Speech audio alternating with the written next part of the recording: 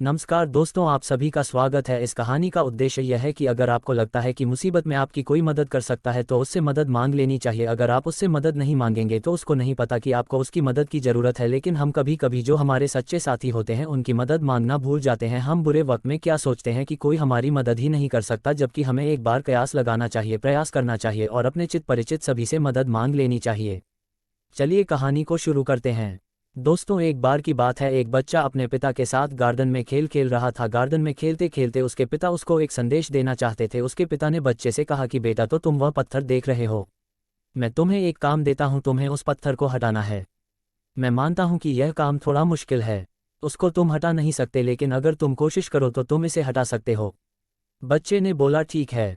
बच्चा उस पत्थर को हटाने के लिए प्रयास करता है। पहली बार में वह विफल होता है, दूसरी बार में वह विफल होकर नीचे गिर जाता है। उसके पापा को बोलता है कि पापा, आपने मुझे इतना कठिन काम क्यों दिया, कुछ नहीं होगा। तो उसके पिता ने कहा कि बेटा, ये तुमसे हो जाएगा, तुम मेहनत तो करो, तुम कोशिश तो करो। बच्चा वापस से कोशिश करता है। तीसरी बार वह पसीने में होकर नीचे गिर जाता है।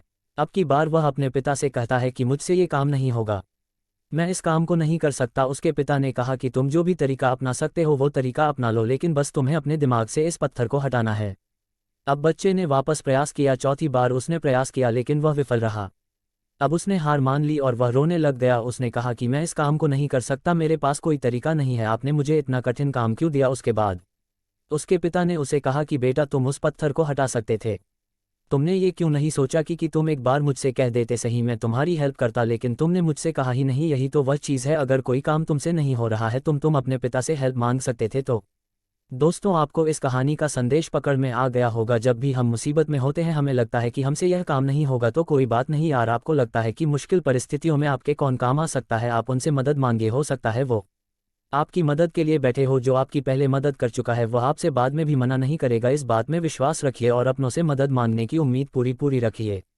मुझे आशा है कि यह कहानी आप सभी को अच्छी लगी होगी। अगर आप ऐसी कहानियों को पढ़ना चाहते हो तो मोटिवेशनल कीड़ा आपका स्वागत करता है इस कहानी को पढ़ने के लिए, और आपका कीमती समय देने के लिए दिल से शुक्रिया।